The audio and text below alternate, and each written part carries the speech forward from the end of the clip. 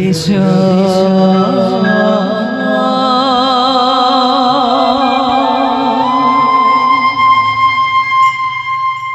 করো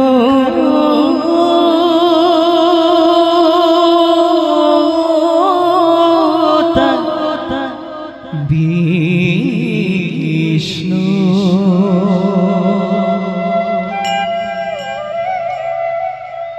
सग्रंत्र कमकोति जिता जगता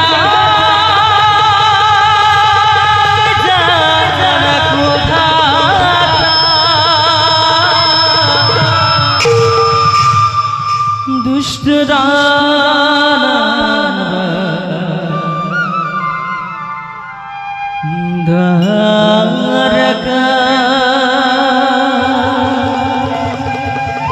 दुष्ट दानव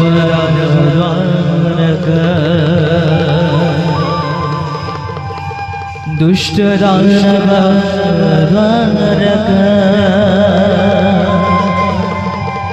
दुष्ट दानव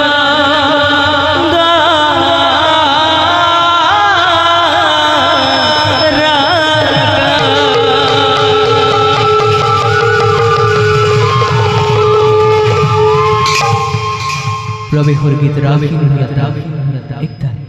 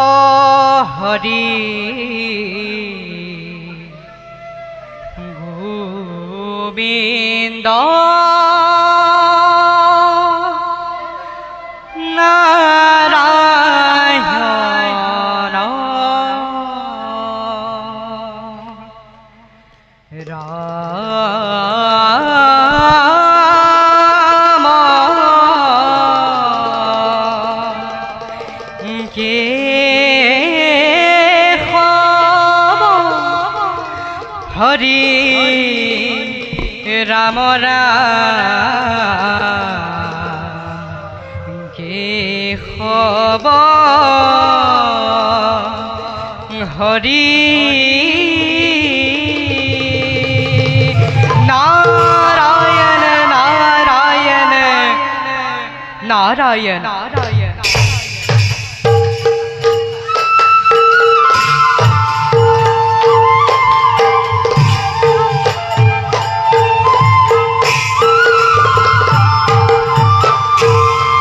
জয় প্রথমে প্রণাম ব্রহ্ম রূপী সনাতন এ সর্বয়ব তাৰৰ কামৰ নাৰায়ণ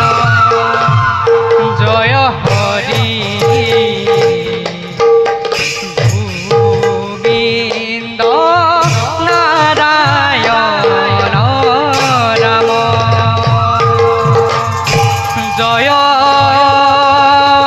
হৰি গোবিন্দ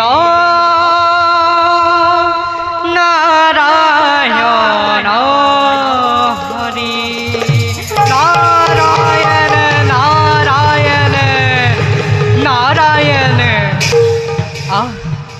আজি মোৰ পৰম সৌভাগ্য হে বৃশ্বৰ ব্ৰহ্মাণ্ডৰ গৰাকীক পালো দৰ্শন কেনো তোমাৰ লীলা প্ৰভু কেনো তোমাৰ লীলা মোহিনীৰ ৰূপ ধৰি অসুৰক মহিলা হে প্ৰভু এনেকে নাৰদৰ শত প্ৰণিপাত কৰিব গ্ৰহণ উঠা নাৰদ, প্ৰভু আজি আহি তুমি আমাৰ দুঃখকে সৰছিলা।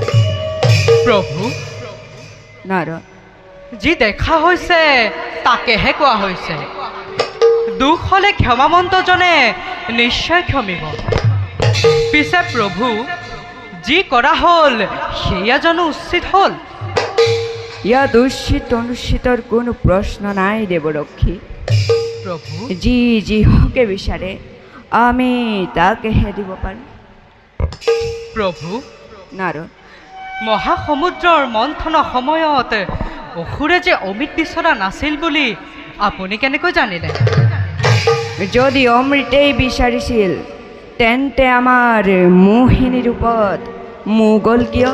নাৰায়ণ নাৰায়ণ ঈশ্বৰে যদি নাৰী ৰূপত মো যায় অসুৰ কিয় নাযাব প্ৰভু নাৰদ, প্ৰভু তাৰ অৰ্থ অতি পৰিষ্কাৰ অসুৰক মোহিবলৈ নাৰী ৰূপ ধৰাৰ পৰিৱৰ্তে আপুনি অন্য ৰূপ ধাৰণ কৰিব পাৰিলেহেঁতেন আচলতে প্ৰভু আপোনাৰ নিজৰে নাৰীৰ প্ৰতি এটা দুৰ্বলতা আছে নহয়নে বাৰু প্ৰভু আচলতে কথা সেইটো নহয় নাৰদ। প্ৰভু আমাৰ উদ্দেশ্য বেলেগ। প্ৰভু আমি সংঘৰ্ষ শেষ হৈ যোৱাটো নিবিচাৰোঁ। সংঘৰ্ষৰ মাজেৰে নতুন সৃষ্টি হোৱাটোহে আমি বাঞ্ছা কৰোঁ। যদি দেৱতা আৰু অসুৰে উভয়ে অমৃত পান কৰাহেঁতেনে সংঘৰ্ষ শেষ হৈ গ'লহেঁতেন। এতিয়া সংঘৰ্ষ থাকিব আৰু আমি অনন্ত কাললৈ সৃষ্টি কৰিয়েই থাকিব পাৰিম। প্ৰভু নহ'লে যে ঈশ্বৰত্ব ৰক্ষা নপৰে। পিছে প্ৰভু আপোনাৰ মোহিনী ৰূপে এই অসুৰকে মোহিব পাৰে এই দেৱতাসকলক কিন্তু স্পৰ্শও কৰিব নোৱাৰে প্ৰভু আচলতে সেই কথা সঁচা নহয় দেৱৰক্ষী। প্ৰভু মোহিনী ৰূপ আমাৰ এই মায়া শক্তি। নাৰায়ণ ঈশ্বৰৰ মায়াৰ পৰা ৰক্ষা পাব পৰা শক্তিয়ে জগতৰ কাৰোৰেই নাই। দেৱাদিদেৱ মহাদেৱৰো নাইনে প্ৰভু ইচ্ছা কৰিলে তুমি প্ৰমাণ চাব পাৰা। তেন্তে সেয়ে হওক প্ৰভু নাই নাই নালাগে। ঈশ্বৰৰ মাজত যুঁজ লগাই তুমি ৰং চাব নালাগে। নাৰায়ণ নাৰায়ণ নাৰদৰটো কামেই সেয়া প্ৰভু বাৰু প্ৰভু এতিয়া মই বিদাহে মাঙিলোঁ ईश्वर पर ब्रह्मा परा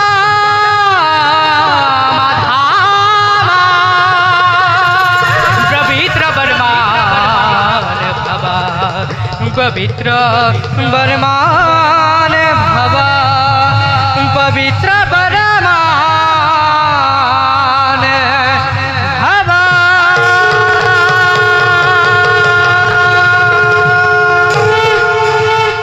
वैकुंठ भवने हे देखिलो नयने प्रभु नारायण हरि हे प्रभु रणते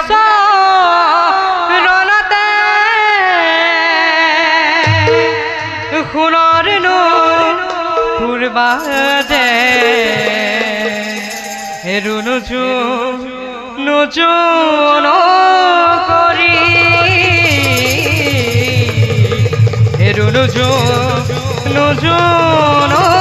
करी नारायण नारायण नारायण नारायण जोआनार नित्य निरंजन प्रभु नित्य निरंजन सेवा करी थाकिम प्रभु दुखानी सर नित्य निरंजन प्रभु नित्य निरंजन सेवा करी थाकिम प्रभु तुम्हारे शरण तुमी ब्रह्मा तुमी विष्णु तुमी महेश्वर सरासर जीव जत तुमी ईश्वर नित्य निरंजन प्रभु नित्य निरंजन सेवा करी थाकिम प्रभु दुखानी शरण नारायण नारायण नारायण आमिও যাও নিষ্কর্তব্যত হও অগ্রহ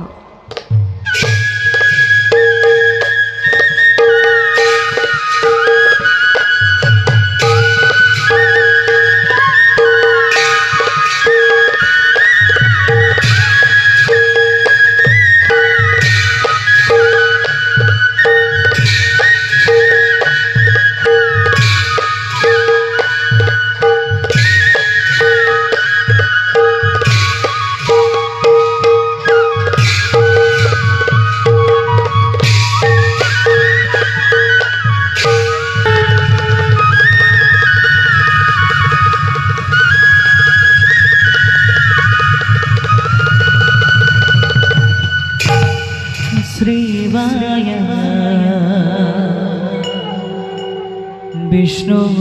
विष्णुरूपाय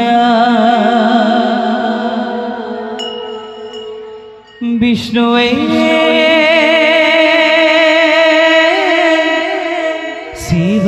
शिवरूपेण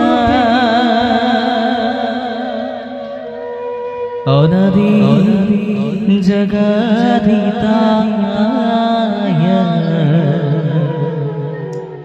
नमो हरे हरत्मने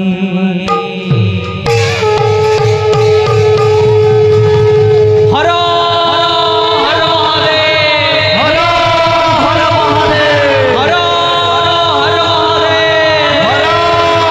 महादेव हर हर महादेव हर हर महादेव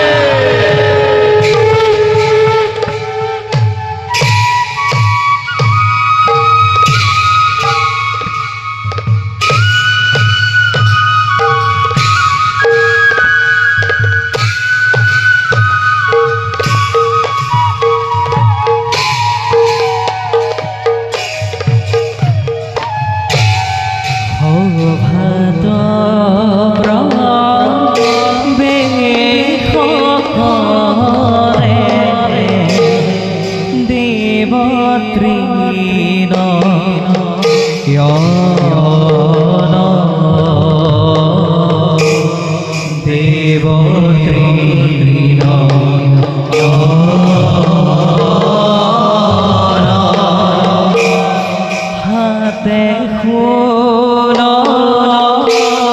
ধৰি চলে দেখিব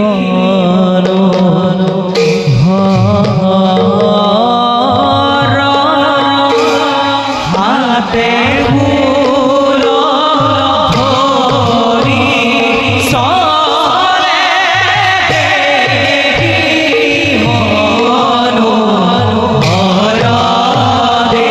ধৰি চলে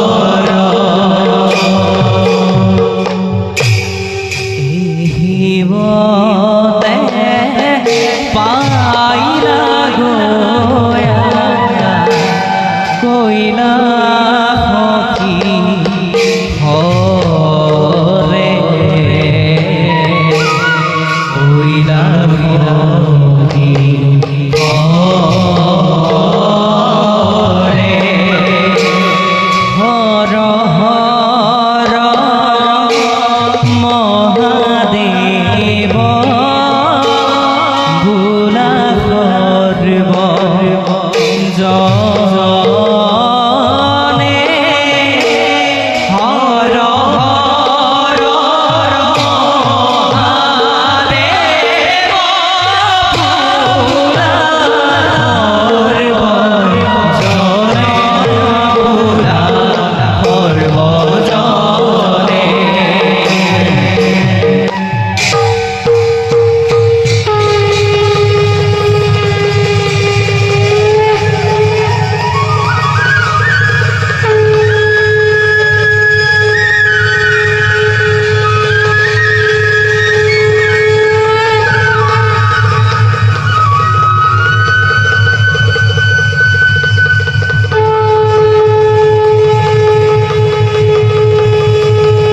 वन्दे समो महिषरं वन्दे गोरी मनोहरं वन्दे हर हर वरपदं वन्दे वन्दे नटराजं वन्दे वन्दे नटराजं वन्दे वन्दे नटराजं वन्दे वन्दे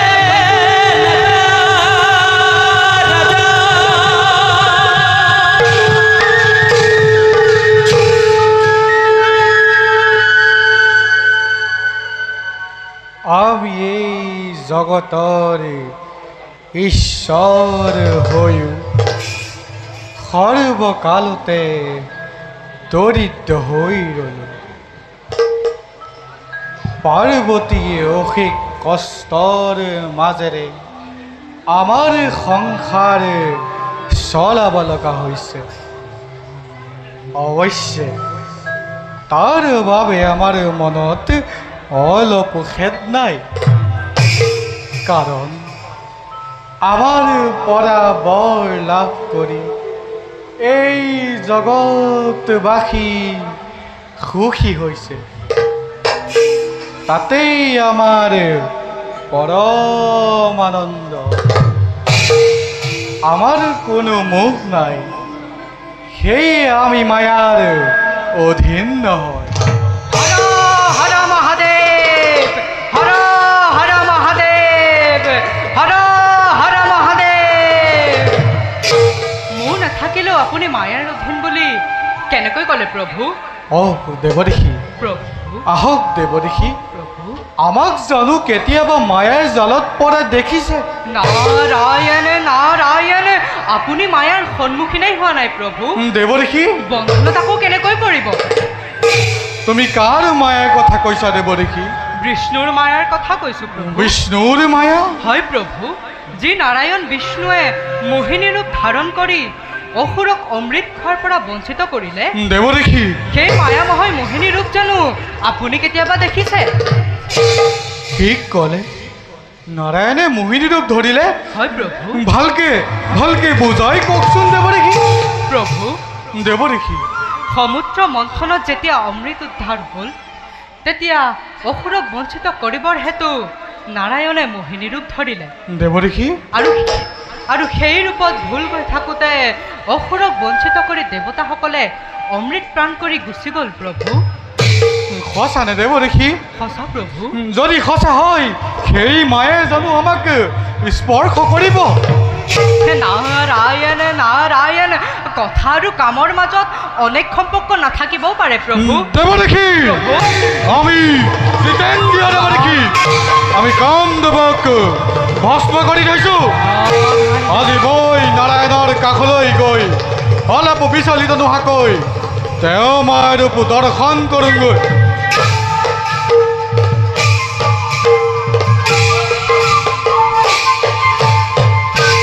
আৰে মায়া কৰে জীব গইলা দেবতী ৰাধি।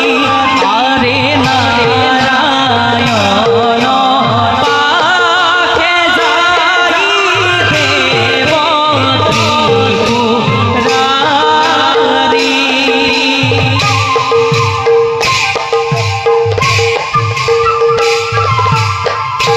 নাৰায়ণ নাৰায়ণ, কিনু তোমাৰ লীলা প্ৰভু, কিনু তোমাৰ লীলা। মোহিনীৰ ৰূপ ধৰি নাৰায়ণ কৃষ্ণ ৰাম, নাৰায়ণ কৃষ্ণ ৰাম।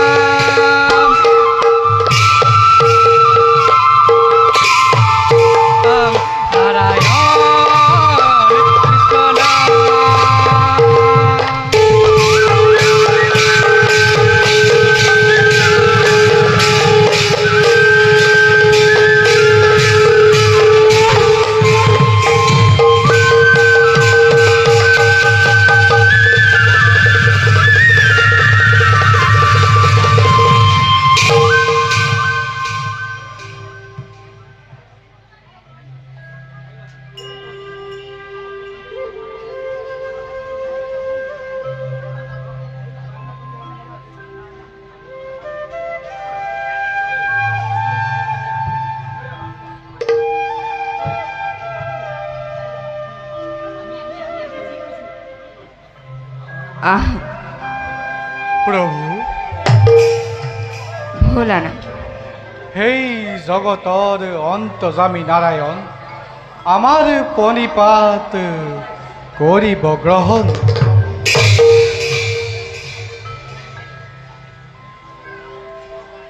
ভোলানাথ, প্ৰভু কৈলাসেৰি আমাৰ স্থানলৈ অহাৰ কাৰণ? সেই অন্তৰ্যামী জগতৰ গুৰু কপট অজ্ঞাভাৱ নকৰিব। আমাৰ আগমনৰ উদ্দেশ্য আপোনাৰ অবিদিত নহয়। যি নাৰী মূৰ্তি ধাৰণ কৰি অসুৰক অমৃত পানৰ পৰা বঞ্চিত কৰিলে, সেই নাৰী মূৰ্তি দৰ্শনৰ হেতু আপোনাৰ কাষলৈ আহিছোঁ। আমাৰ মনোবাঞ্ছা পূৰ্ণ কৰক প্ৰভু। নাই, প্ৰভু। তেনে কাৰ্যৰ পৰা বিৰত থকাই ভাল। প্ৰভু মোহিনী ৰূপ আমাৰ এই মায়া শক্তি। তেনে মায়া শক্তিয়ে তোমাক বিচলিত কৰিলে তুমি জগতবাসীৰ আগত হাঁহিয়তৰ পাত্ৰ হবা। আমি জিতেন্দ্ৰিয়, আমি কামদেৱক ভস্ম কৰি থৈছো। এই জগতত এনে কোনো মায়া শক্তি নাই এই মহাদেৱক মোহিব পাৰিব।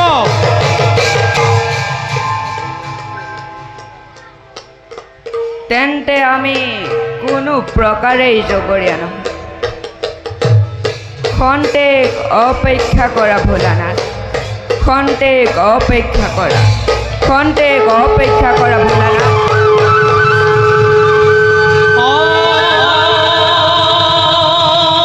হৰি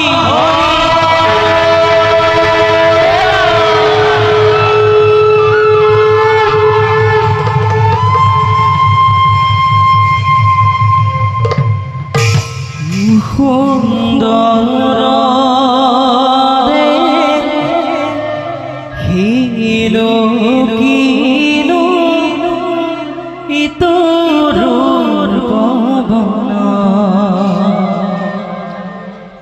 যাক দেখি আজি মোৰ মন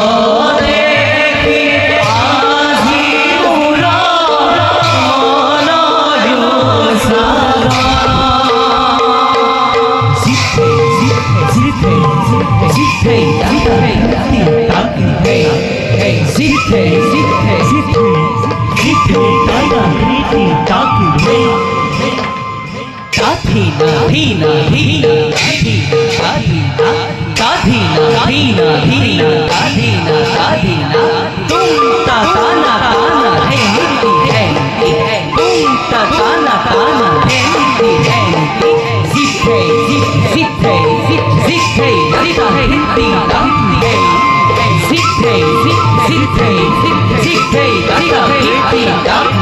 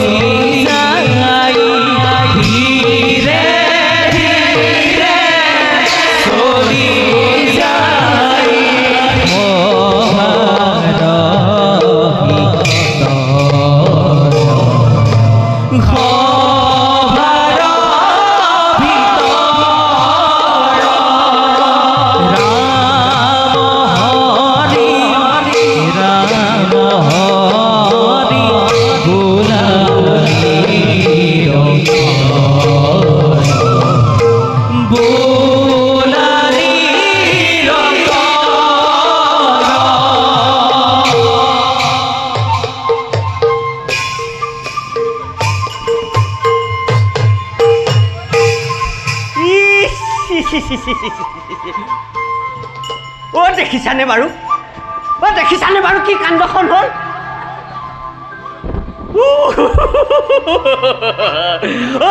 নখোৱা পালি আজি তল গ'ল অলপতে তুষ্ট হোৱা দেৱতা বুলি পূজা এভাগকে কৰি অন্নমুঠি মোকলাই আছিলোঁ। এতিয়া তাৰো বিকচোন উকলিল।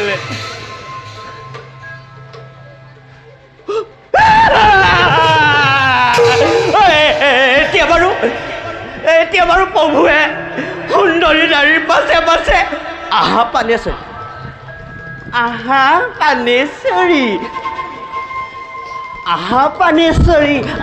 পানেশ্বৰী বুলি ঘূৰি ফুৰিব লাগেনে?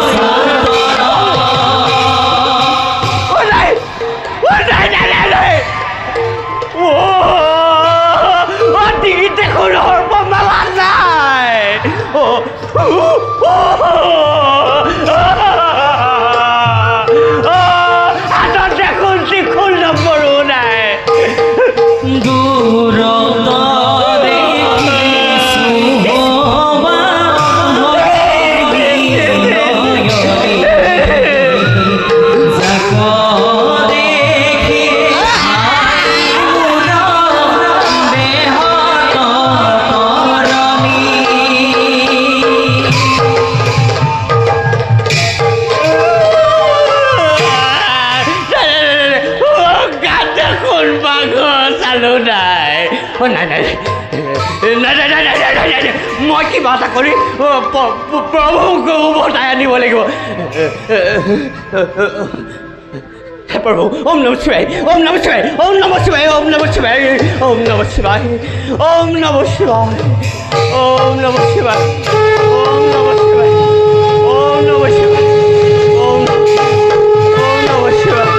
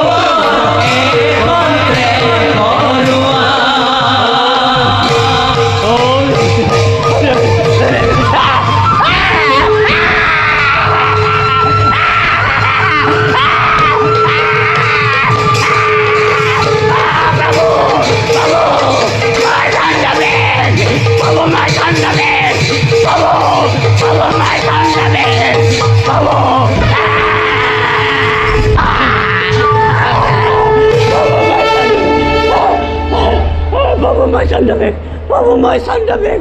Papa, my Sandabek!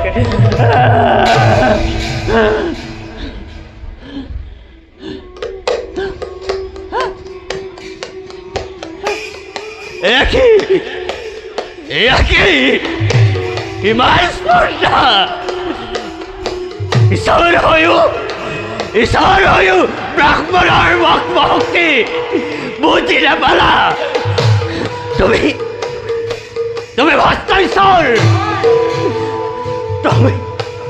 তুমি যিদৰে হস্তিৰ পাছে পাছে হস্তি ঘূৰি ফুৰাৰ দৰে ঘূৰি ফুৰিলা প্ৰভু ময়ো তোমাকে অভিশাপ দি দিছো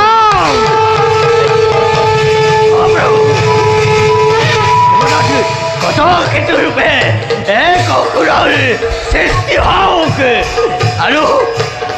আৰু তোমাৰ উন্মাদি কামনাৰ বাসনা পূৰণ কৰক প্ৰভু পূৰণ কৰক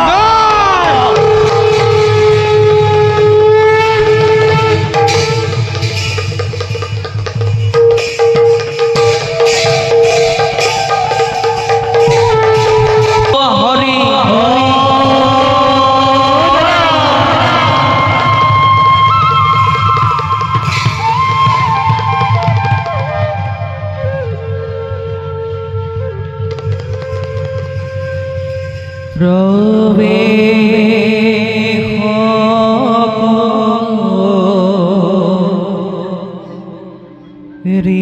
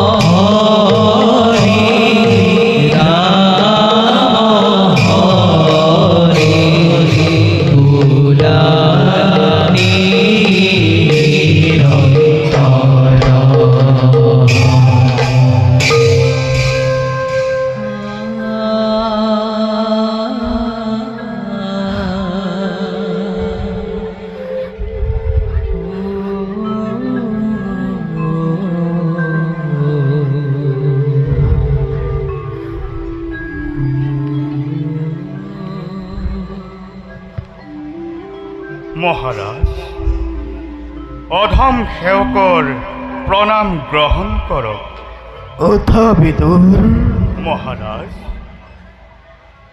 মই তোমাক অনেকবাৰ কৈ আহিছোঁ, মোক তুমি মহাৰাজ নুবুলিবা, কিন্তু তুমি মোক বাৰে বাৰে মহাৰাজ বুলিছা। যাৰ যাৰ দৃষ্টিশক্তি নাই, যি পৰক আশ্ৰয় কৰি কৰি জীৱন বাটত আগবাঢ়িব লাগে,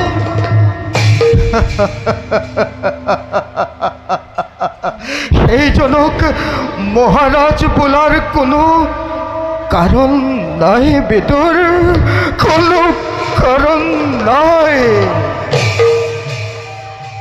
ৰাজসিংহাসনত বহিলেও মই ৰজা নহয়,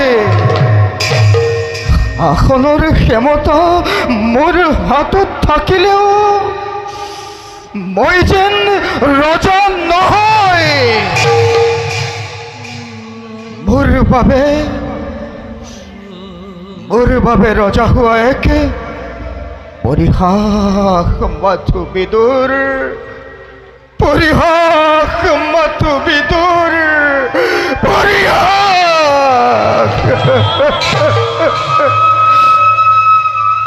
আৰু মোৰ মনত কি দুখ তুমি বিদুৰ, বিদুৰ, মোৰ মনত কি দুখ তুমি জানা? দাদা, আপোনাৰ মনৰ দুখ আমাৰ আগত প্ৰকাশ কৰক।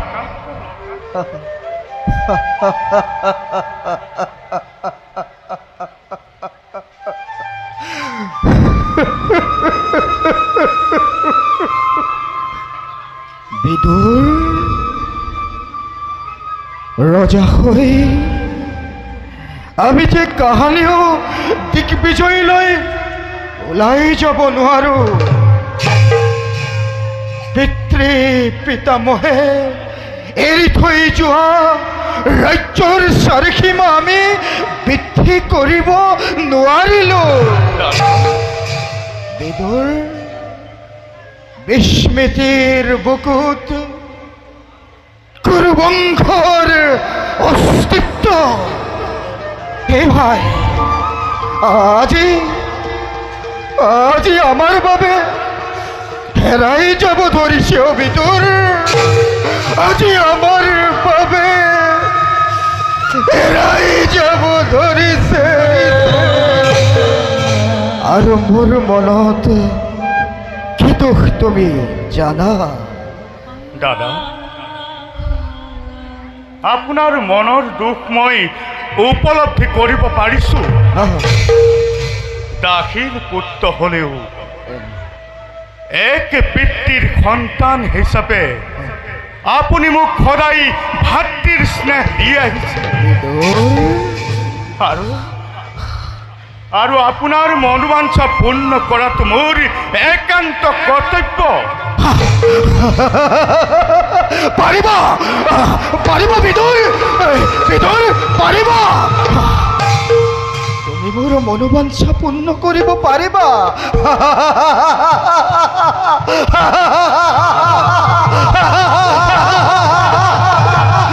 পাৰিবা বিদুৰ, তুমি মোৰ মনোবাঞ্ছা পূৰ্ণ কৰিব পাৰিবা। জ্যেষ্ঠ, কিন্তু সেই কাম তুমি কেনেকৈ কৰিবা, কেনেকৈ কৰিবা কোৱা বিদুৰ? মই আজিয়েই অৰণ্যলৈ গমন কৰিম। অৰণ্যত মই তপস্যা কৰি দেৱ নাৰায়ণক মনোনীত বৰ লাভ কৰিম, আৰু মনোনীত বৰ লাভ কৰাৰ পাছতে দিগ্বিজয়ৰ প্ৰবল ধুমুহা বোৱাম। এইবাৰ জগতবাসীয়ে দেখিব কুৰুবংশৰ শক্তি কিমান।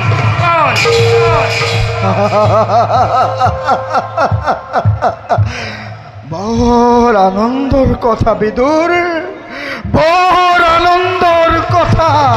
ভাই ভাই ভিতৰ বলা তোমাৰ যাত্ৰাৰ আয়োজন কৰুন গো বলা ভাই ও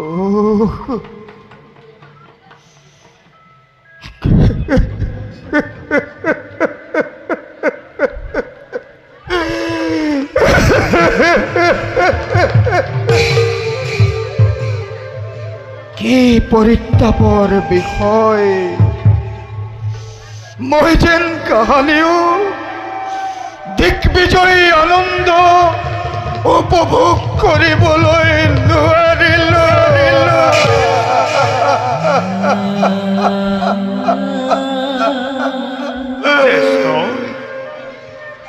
কোনে জানে আপোনাৰ ভাগ্যটো সেয়া লিখা আছেই বা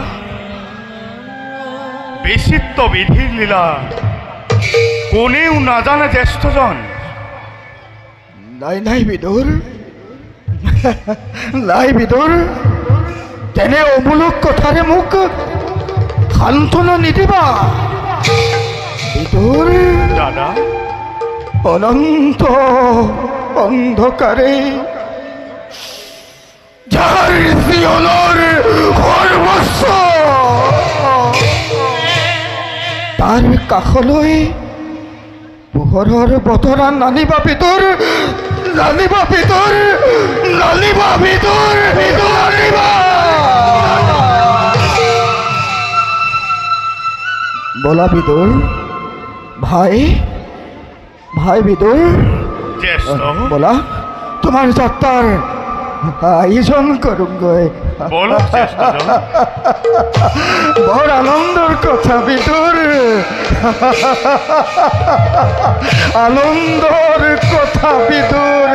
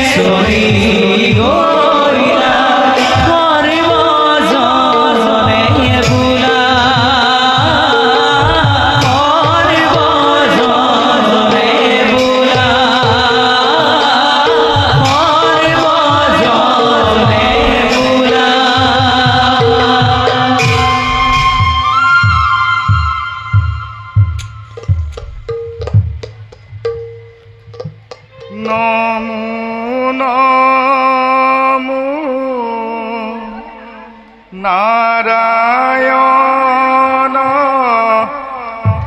অগতির গতি তুমি পিতা মাতা তুমি জগতর পতি মনোবাঞ্ছা পূর্ণ করা দেবনারায়ণ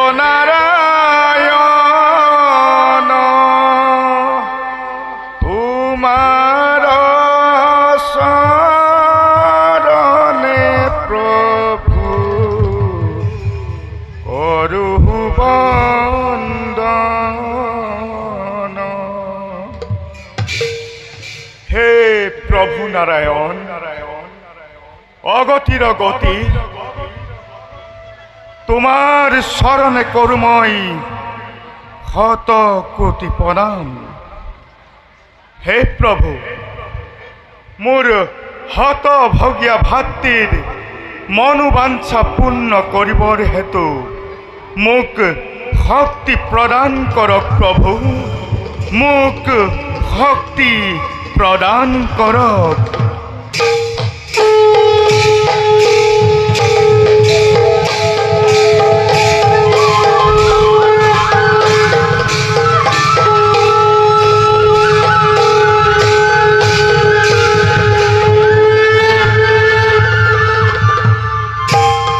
উঠা বিদুৰ।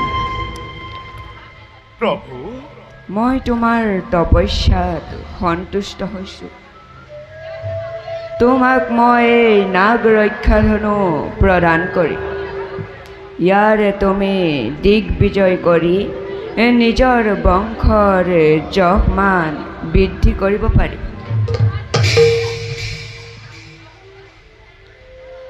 লোৱা বিদুৰ।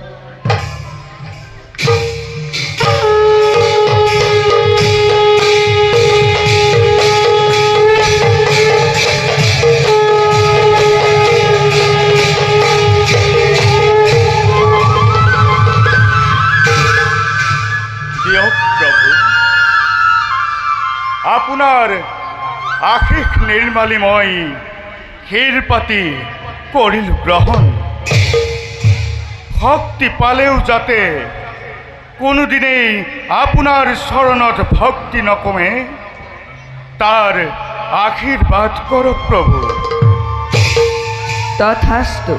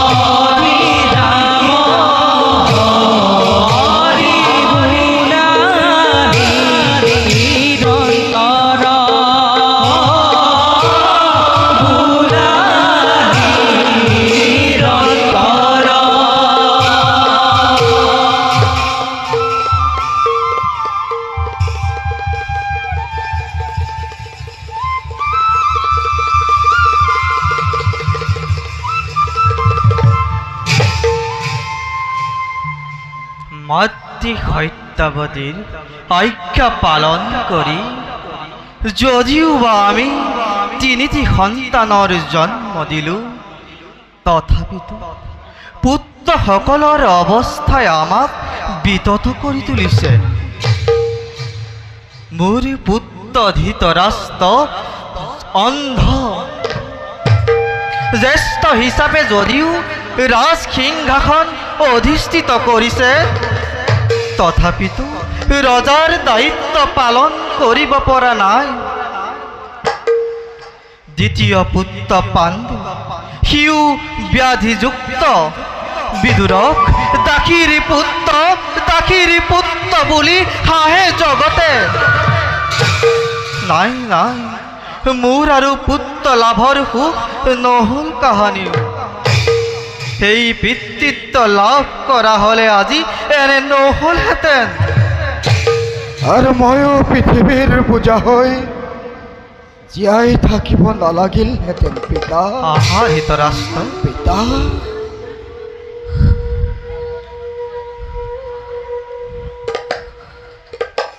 বাছা, পিতা,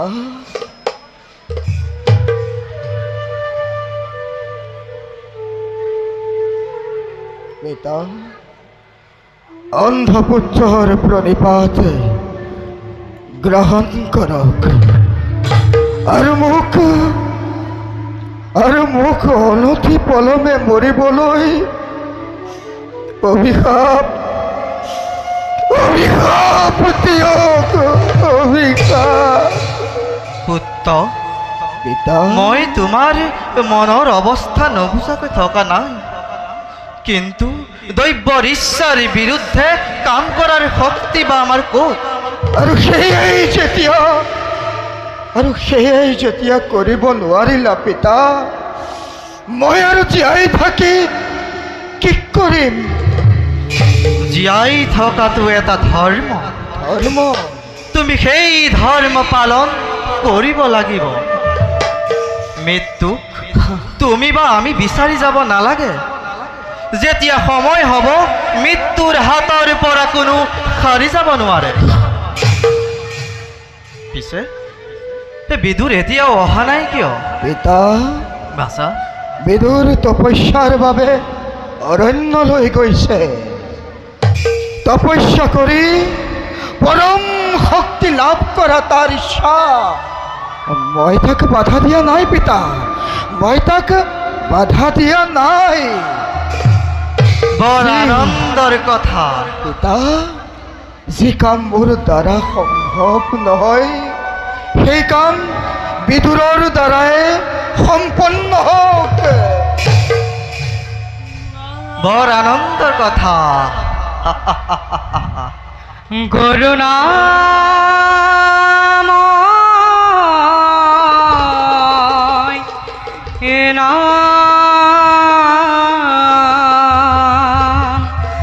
গুৰু নাম হৌৱা দেৱৰ কিনাৰত আমাৰ ফালে আহিব লাগিছে। তেওঁ বা আকৌ কি বাতৰি আনিছে? গুৰু নাম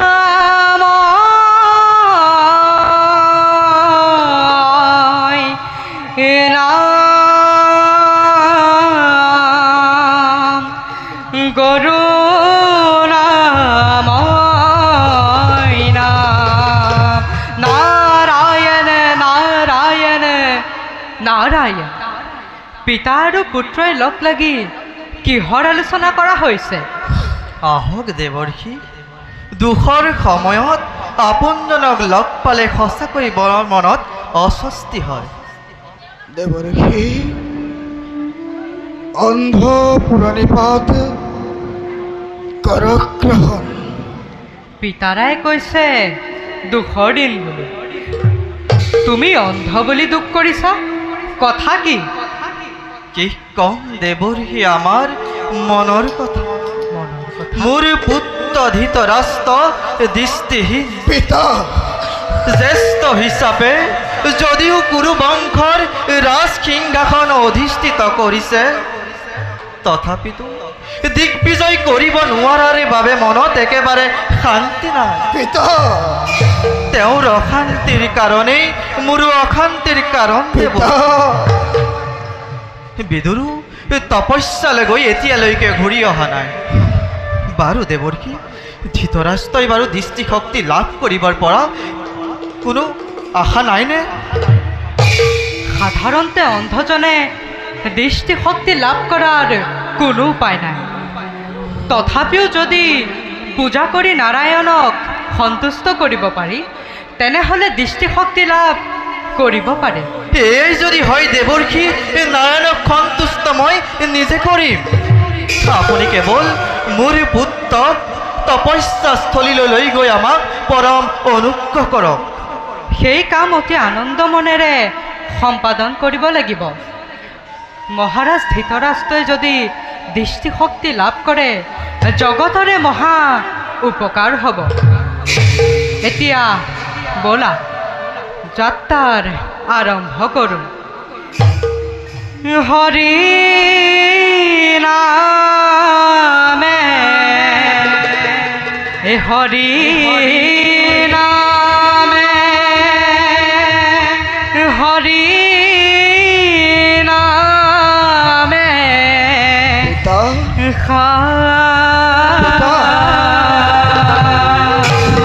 হৰি নামে কৰি আছে জগত ধাৰে জগত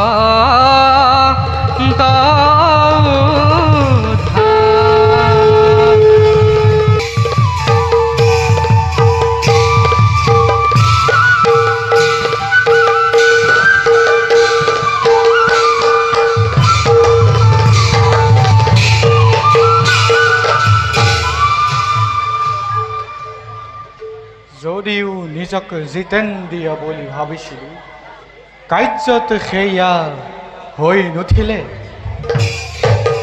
বৰঞ্চ জগতবাসীৰ আগত হাঁহিয়কৰ পাত্ৰ হৈ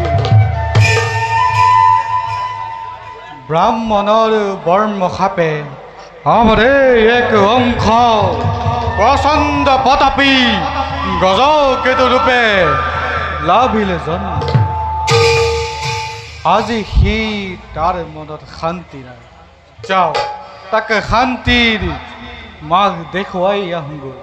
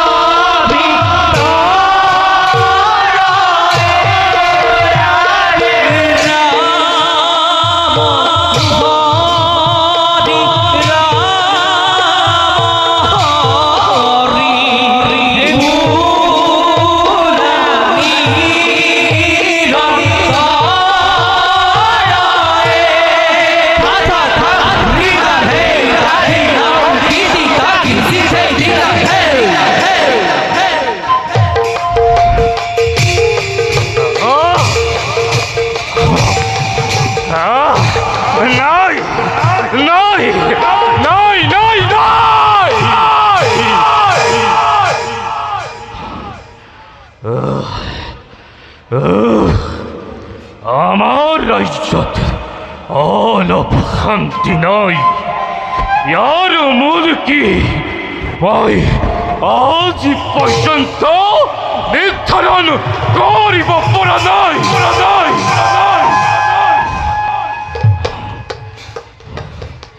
যি গজকেতুৰ নাম শুনিলে দেৱবান ভূমিকম্পমান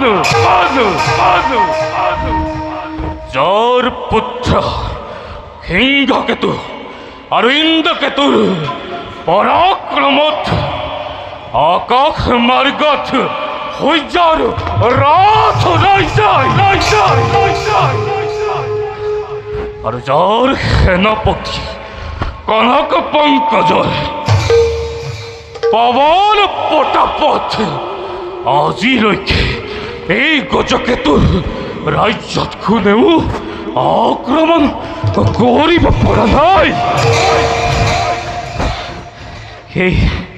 সেই গজকেতুৰ সকলো থাকিও একো নাই।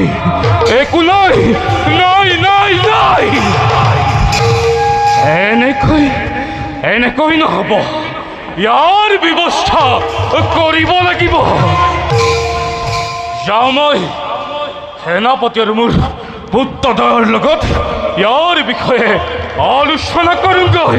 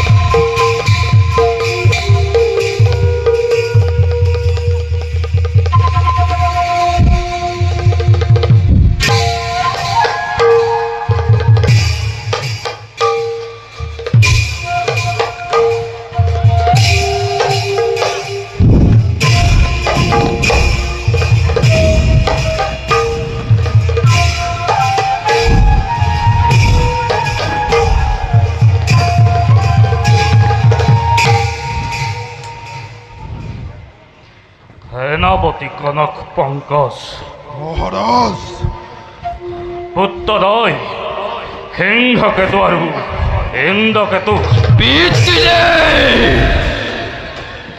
আমাৰ ৰাজ্যৰ অশান্তিৰ কাৰণ কিবা নিৰ্ণয় কৰিব পাৰিলানে? নাই মহাৰাজ, অশেষ চেষ্টা কৰিও ৰাজ্যত ঘটি থকা অলৌকিক কাৰ্যবোৰৰ কাৰণ এতিয়ালৈকে নিৰ্ধাৰণে কৰিব পৰা নাই। স্বৰ্গৰ দেৱতা, মৰ্ত্যৰ মানৱ আৰু পাতালৰ নাকনৰ এনে কোনো শক্তি নাই, যাৰ ফলত আমাৰ ৰাজ্যত অঘটন ঘটিব লাগিছে। আমাৰ ৰাজ্যৰ সৈন্যসকলক লগত লৈ চাৰিওদিশে একো নিৰ্ধাৰণ কৰিব পৰা নাই পিতৃদেৱ। আৰু তুমি ইন্দ্ৰকেতু? এই ক্ষেত্ৰত ময়ো তোমাক একো সঁহাৰি কৰিব নোৱাৰিছো। অশান্তি কাৰণ বিচাৰি যেতিয়াই জলে কৈছো তাতে এক নতুন অশান্তিৰ আৰম্ভ। বৰবাদ হঠাৎ জুই লাগিছে তোমাৰ সৃষ্টি পদয়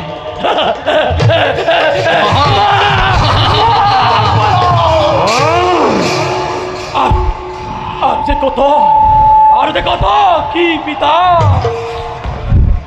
Nuare. Nuare. নাই Jesta putta nuare. পিতা Kalista putta nuare. Hela potia nuare. Tente pari bokude. Nai. Yaibare. Yar bibashamai. Nizei korim. অবশ্যক হলে স্বর্গ মৈত্য পাতাল বিচ্ছিন্ন করি হলেও এই সমস্যার সমাধান মহারাজ অতুতকৈ আপুনি এটা কাম নকৰে কিয়? আপুনি আপোনাৰ পিতৃদেৱ দেৱাদিদেৱ মহাদেৱক সন্তুষ্ট কৰি ৰাজ্যৰ অশান্তিৰ কাৰণ জানি লোৱাটো ভাল হ'ব। ময়ো তাকেই কওঁ পিতৃদেৱ, কেতিয়াবা যদি ত্ৰিভুৱনে বিজয় কৰিব লগা হয় তেন্তে এই কাৰ্য পোনপ্ৰথমে কৰিব আপোনাৰ জ্যেষ্ঠ পুত্ৰ সিংহকেতুৱে।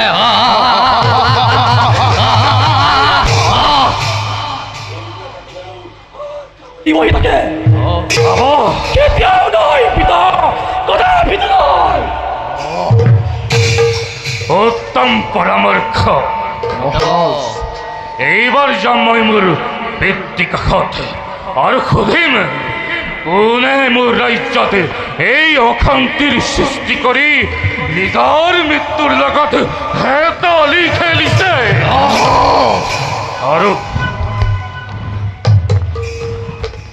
আৰু মোৰ অনুপস্থিতিৰ কথা তোমালোকে তাকো অনুভৱ হ'ব নিদিবা।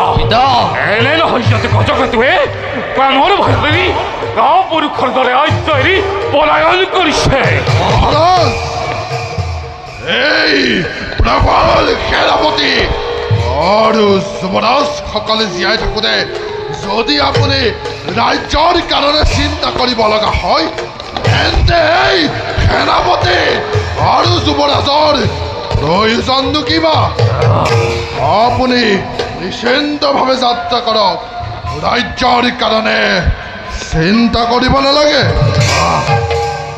যাওঁ এতিয়া বলা যুদ্ধাত্মাৰ প্ৰস্তুত চলাংগৈ।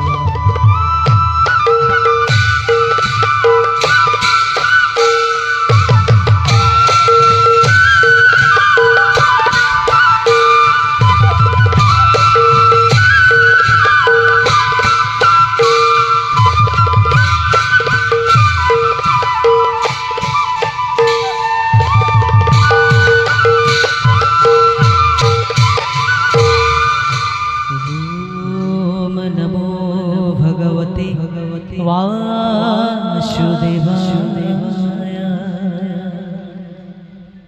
ॐ नमो भगवते वासुदेवाय।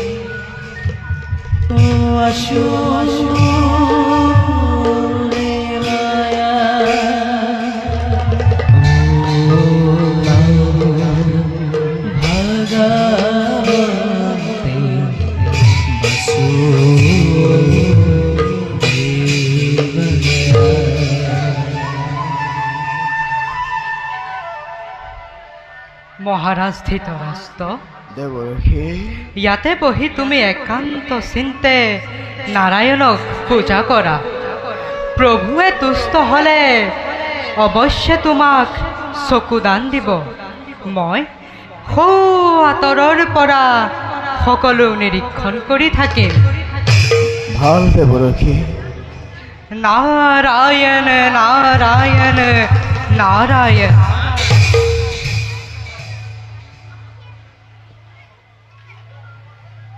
অন্তৰৰ সাৰ হেতু বহুবিধ ধৰা ৰূপ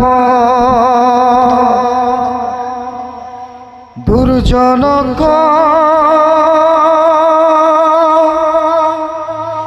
বিনাশিবা বলে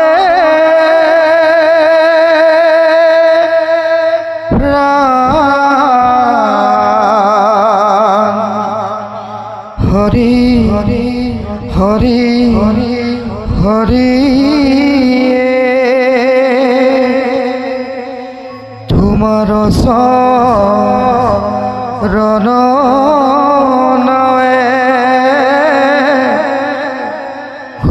যশ মান কৰে সংসাৰত ভকত কলে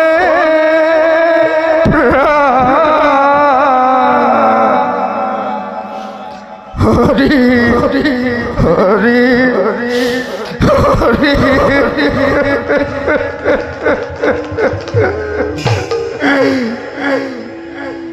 হে নাৰায়ণ, মোৰ প্ৰতি সদয় হোৱা প্ৰভু। নমো নমো নাৰায়ণ ভগতিৰ গতি তোমাৰ চৰণে প্ৰভু কৰো মিনতি। দৃষ্টিদান দিয়া মুক কৰা মুক দয়া দৃষ্টিবিনে নাহি মোৰ জীৱনৰ মায়া। হে শ্ৰুতিময় নাৰায়ণ, মোক চক্ষু দান কৰি মোৰ জীৱন সাৰ্থক কৰা প্ৰভু। শক্তি থকাজনৰ যদি সামৰ্থ্য নাথাকে, সেইজনৰ জীৱন কিমান যন্ত্ৰণাময়, কিমান দুখময়, সেই কথা তুমি অনুভৱ কৰিব পাৰিছা? হে প্ৰভু নাৰায়ণ, অধমৰ প্ৰতি কৃতাৰ্থ হৈ মোক দৃষ্টি দান দিয়া প্ৰভু, মোক দৃষ্টি দান দিয়া। নহ'লে নহ'লে নহ'লে তীক্ষ্ণ অস্ত্ৰে আপোন শিৰচ্ছেদ কৰি মোৰে পংগু জীৱন শেষ কৰি পেলা।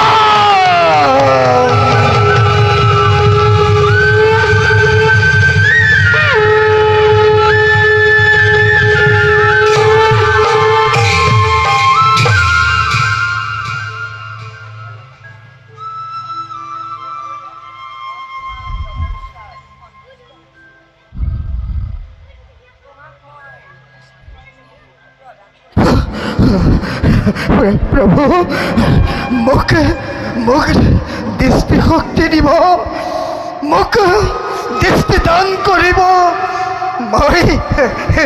মই জগতৰ শোভা দেখিবলৈ পাম, মই জগতৰ শোভা দেখিবলৈ পাম,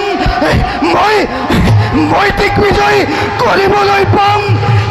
হে প্ৰভু, অসমতে মোক দৃষ্টি প্ৰদান কৰক প্ৰভু, দৃষ্টি প্ৰদান কৰক। কোৱা, তোমাক কিমান দিনৰ বাবে দৃষ্টিৰ প্ৰয়োজন? কিমান দিনৰ বাবে? কিমান দিনৰ বাবে? কিমান দিন? কিমান দিন? কিমান দিন? 4 মাহ। মাত্ৰ 4 মাহ?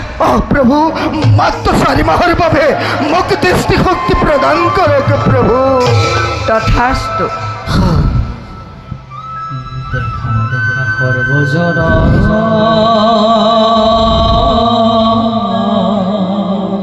প্ৰভু, ঈশ্বৰ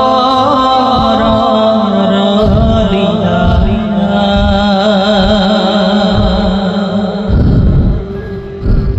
ধৃতৰাষ্ট্ৰক 4 মাহ বাবে চকু প্ৰদানী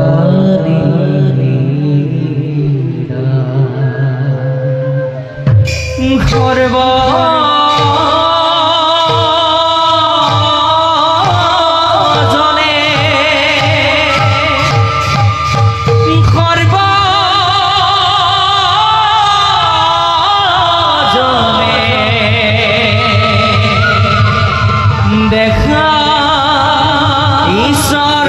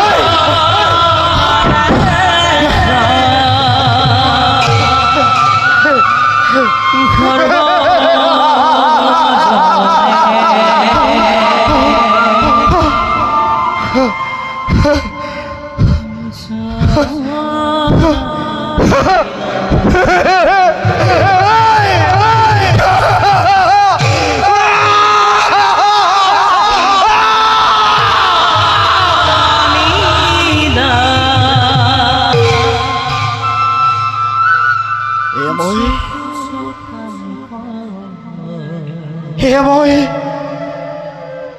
দৃষ্টিশক্তি লাভ কৰিলো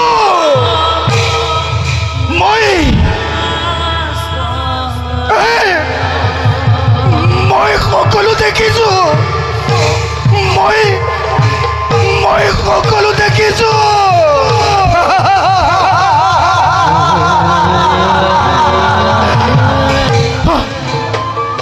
মই জগতৰ শোভা সৌন্দৰ্য নিশ্চয়কৈ দেখিবলৈ পাইছো পিতা মই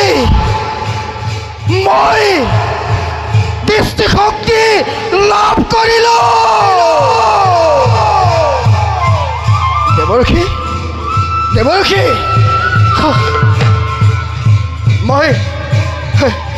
মই দৃষ্টিশক্তি লাভ কৰিলো দেৱৰ্ষি মই জগতৰ শোভা দেখিবলৈ পাইছো মই জন্মান্ধ নহয় মই সকলো দেখিছো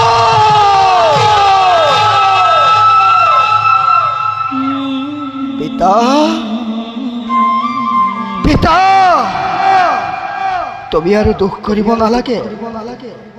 তুমি আৰু দুখ কৰিব নালাগে পিতা মই সকলো দেখিছো মই জগতৰ শোভা উপভোগ কৰিছো তুমি আৰু চিন্তা নকৰিবা পিতা মই দিগ্বিজয় কৰিম পিতা ধৃতৰাষ্ট্ৰ জন্মান্ধ নহয় মই দিগ্বিজয় কৰিম পিতা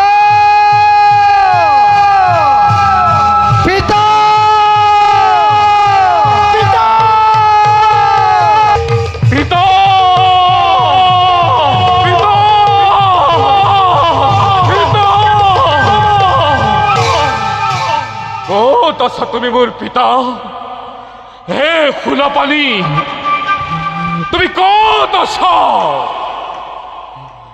বিস্তুৰ ময়ৰ বশৱতী হৈ জন্মানবী এই গজকেতুক তুমি পাহৰি গলা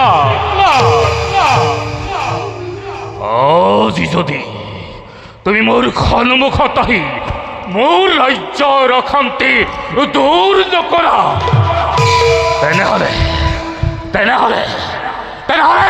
বলিবলোক দেৱলোক ধ্বংস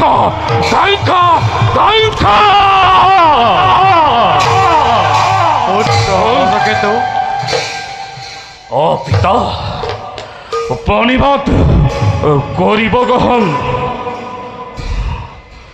বাৰু পিতা পুত্ৰ আপোনাৰ পাপৰ ফলত জন্মলভী এই গজকেতুৱে কি এনে পাপ কৰিলে যে মোৰ ৰাজ্যত অলপো শান্তি নাই মই তাকেই ক'বলৈ আহিছোঁ গজকেতু তাৰ কাৰণে তই চৰম ত্যাগ কৰিব লাগিব সেয়া জানো তই পাৰিবি পাৰিম পিতা মই সকলো ত্যাগৰ কাৰণে প্ৰস্তুত মাত্ৰ মোৰ ৰাজ্যৰ অশান্তি দূৰ কৰা শুন তেন্তে তোৰ ৰাজ্যৰ অশান্তিৰ কাৰণ তোৰ নপুংসক পুত্ৰ চন্দ্ৰকেতু যেতিয়ালৈকে তোৰ ৰাজ্যত তোৰ দ্বিতীয় পত্নী প্ৰভাৱতী আৰু তাইৰ নপুংসক পুত্ৰ থাকিব তেতিয়ালৈকে তোৰ ৰাজ্যত শান্তি নহ'ব পুত্ৰ মোৰ ৰাজ্যৰ অশান্তিৰ কাৰণ মোৰ দ্বিতীয় ভাৰ্য প্ৰভাৱতী তাৰ নপুংসক পুত্ৰ চন্দ্ৰকেতু হে অধিষ্ঠিৰ নিষ্ঠুৰ পৰিহাৰ এতিয়া মই কি কৰিম পিতা উপায় দিয়ক মোক পিতা শুন পুত্ৰ হাতত হুল সোমালে হাতখন কাটি নেপেলাই পিতা বৰঞ্চ হুলডাল উলিয়াই পেলাই পুত্ৰ হাতত হুল সোমালে হাতখন কাটি নেপেলাই পিতা বৰঞ্চ হুলডাল উলিয়াই পেলাই পিতা পুত্ৰ হাতত হুল সোমালে হাতখন কাটি নেপেলাই বৰঞ্চ হুলডাল উলিয়াই পেলাই পিতা মই এতিয়া আহিলে পিতা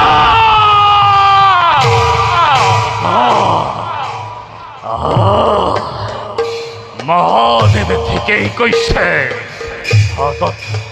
হাতত হুল সোমালে হাতখন কাটি নেপেলাই বৰঞ্চ হুলডাল উলিয়াই দিয়ে হাতত হুল সোমালে হাতখন কাটি নেপেলাই বৰঞ্চ হুলডাল উলিয়াই দিয়ে হাতত হুল সোমালে হাতখন কাটি নেপেলাই বৰঞ্চ হুলডাল উলিয়াই দিয়ে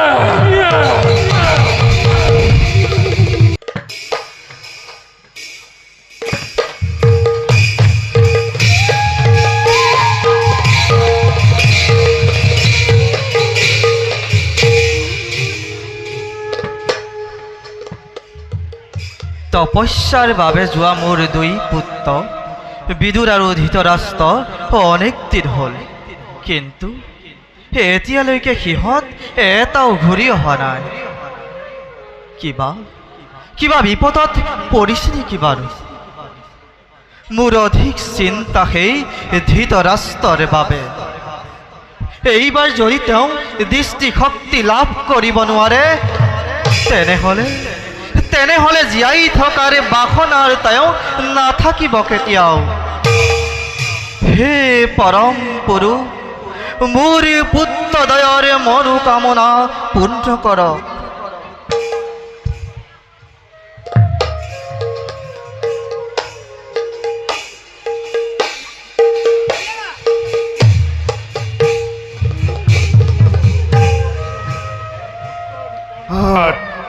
কৰক গ্ৰহণ। পুত্ৰ বিদুৰ, তুমি আহিলা?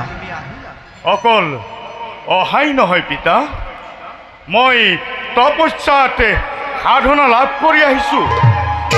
এয়া চাওক পিতা, মই তপস্যাত প্ৰভু নাৰায়ণক সন্তুষ্ট কৰি নাগ ৰক্ষা ধনু মোক দেৱনাৰায়ণে কৰিলে প্ৰদান।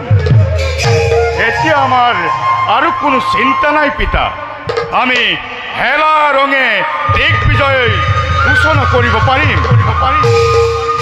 কিন্তু পিতা, দাদা ক'ত? পুত্ৰ, মহামুনি নাৰদৰ আজ্ঞা পালন কৰি দৃষ্টিশক্তি লাভ কৰিবৰ বাবে ধৃতৰাষ্ট্ৰই বনলৈ কৰিছে গমন, কিন্তু এতিয়ালৈকে ঘূৰি অহা নাই। এই উচিত নহ'ল পিতা। নিশ্চয় অৰণ্যত দাদাৰ কিবা ভয়ংকৰ বিপদ হৈছে। মই এতিয়াই দাদাক বিচাৰি অৰণ্যলৈ কৰিম গমন। নালাগে বিদুৰ, দাদা নালাগে বিদুৰ, মই বৃক্ষৰ অৰণ্যৰ পৰা নহয়, অন্ধকাৰ অৰণ্যৰ পৰা ঘূৰি আহিছোঁ। দাদা মই দৃষ্টিশক্তি লাভ কৰিছোঁ। দাদা তুমি সঁচাই দৃষ্টিশক্তি লাভ কৰিলানে? সঁচানে দাদা, তুমি দৃষ্টিশক্তি লাভ কৰিলা? সঁচা পিতা, সঁচা ভাই, মই দৃষ্টিশক্তি লাভ কৰিছোঁ। জীৱনত আজি প্ৰথমবাৰৰ বাবে পিতৃৰ দুখানি চৰণ দৰ্শন কৰি আমাৰ জীৱন ধন্য মানিছোঁ। ধন্য ধন্য ধন্য। ভাই, দাদা তোৰ হাতত এখন কি ধনু? দাদা, এইখন দেৱনাৰায়ণে মোৰ তপস্যাত সন্তুষ্ট হৈ নাগ ৰক্ষা ধনু কৰিলে প্ৰদান। এতিয়া আৰু কোনো চিন্তা নাই দাদা, আমি গোটেই জীৱন জুৰি দিগ্বিজয়ৰ ঘোষণা কৰি যাব পাৰিম।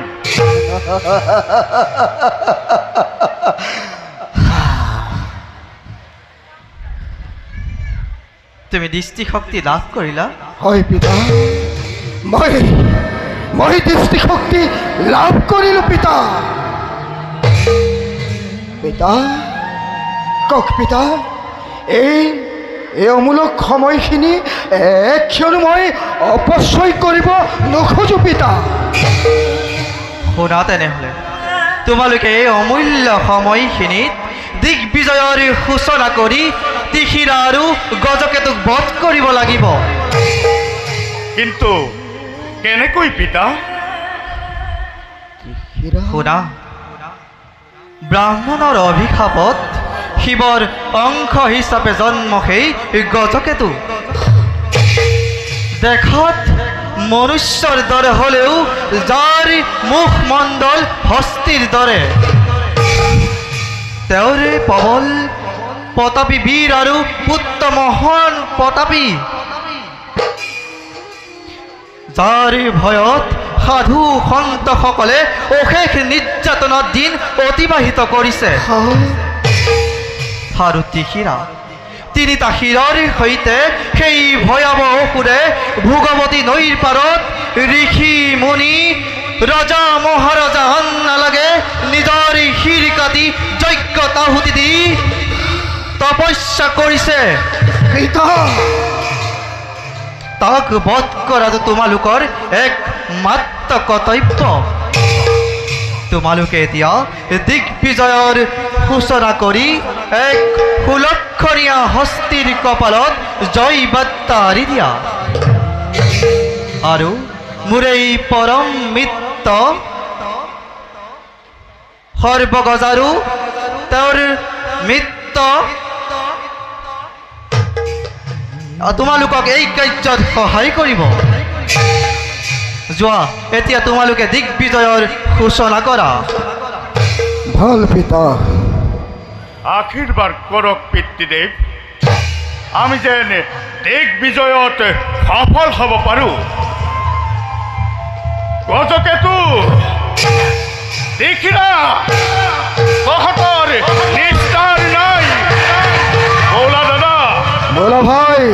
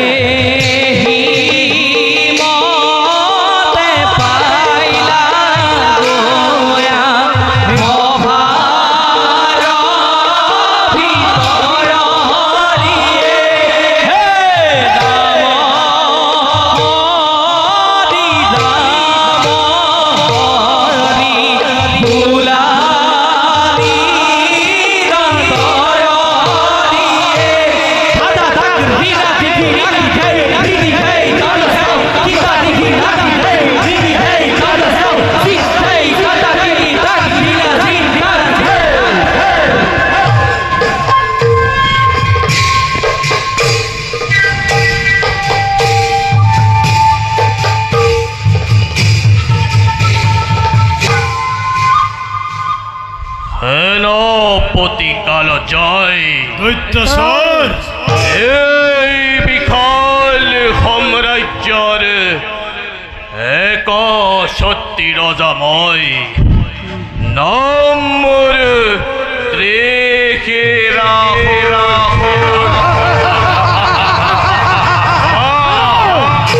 আপোনাৰ এই ৰাজ্যৰ সেনাপতি মই কালজয়। সেনাপতি কালজয়, সত্যচৰ মোৰ জীৱনত যাতে কেতিয়াও মৃত্যুৰ ক্ষণ আহিব নোৱাৰে তাৰ বাবে মই অবিৰতভাৱে ৰক্ত যজ্ঞ কৰিছো আয়োজন। মোক মৃত্যু নালাগে, লাগে মাথো অমৰত্ব, অমৰত্ব,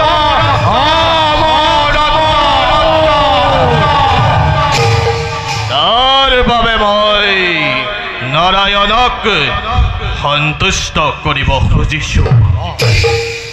কিন্তু সেনাপতি সত্যচৰ আনৰ দৰে মই ফুল তুলসী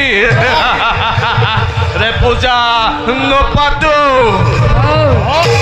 তাৰ বাবে মই গোটাই লৈছো সাধু, সন্ত, ভকত, বৈষ্ণৱ, এই সকলোকে এজন এজন এজন এজনকৈ ধৰি আনি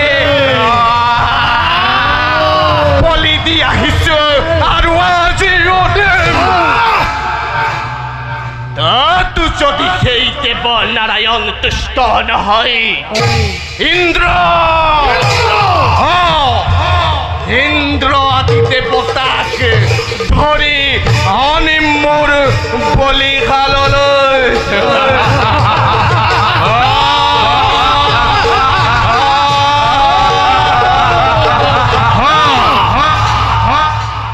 আৰু সেনাপতি কালজয়, সত্যচৰ মোৰ যজ্ঞৰ কাৰণে প্ৰয়োজন হলে ব্ৰহ্মা, শিৱ এই দুয়োকেও ধৰি আনি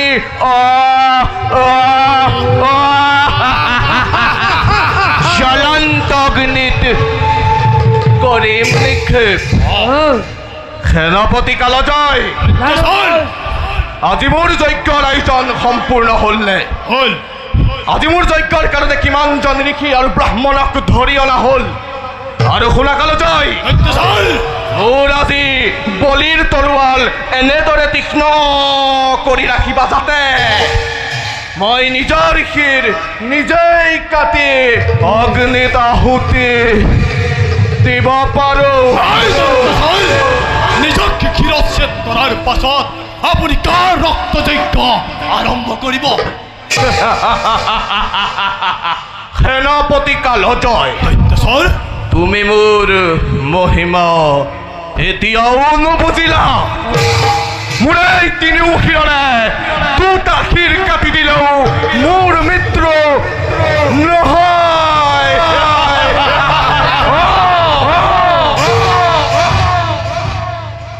আৰু শুনা, মই যজ্ঞ কৰাৰ সময়ত ৰাজ্যত যাতে একো অশান্তি হ'ব নোৱাৰে তাৰ সকলো দায়িত্ব মই তোমালোকক নষ্ট কৰিলো। আৰু এটা কথা ৰাখিব মনত, ৰাজ্যৰ বাহিৰৰ অশান্তিতকৈ ভিতৰৰ অশান্তিয়েহে ৰাজশক্তি দুৰ্বল কৰে। এতিয়া বলা কালজয়, আমি নিজ কৰ্মত হওঁ অগ্ৰসৰ।